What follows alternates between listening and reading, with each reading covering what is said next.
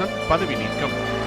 1868 பிப்ரவரி 24ஆம் தேதி Andrew Johnson அமெரிக்க வரலாற்றில் முதன்முறையாக பிரதிநிதிகள் சபையால் பதவி நீக்க நடவடிக்கைக்கு உட்படுத்தப்பட்ட ஜனாதிபதியாக ஆனார்.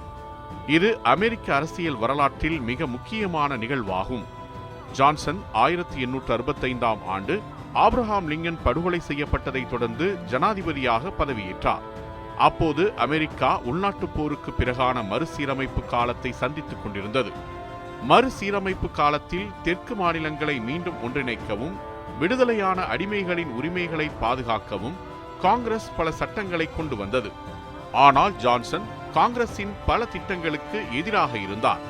1867ஆம் ஆண்டு Congress tenure of office act என்ற சட்டத்தை நிறைவேற்றியது. இந்த சட்டத்தின்படி செனட் அனுமதி இல்லாமல் ஜனாதிபதி சில உயர் பதவி அதிகாரிகளை நீக்க முடியாது என்று கூறப்பட்டது. ஆனால் ஜான்சன் போர்த்துறை செயலாளரான எட்வின் எம் ஸ்டான்டான் அவர்களை செனட் அனுமதி இல்லாமல் பதவியிலிருந்து நீக்க முயன்றார்.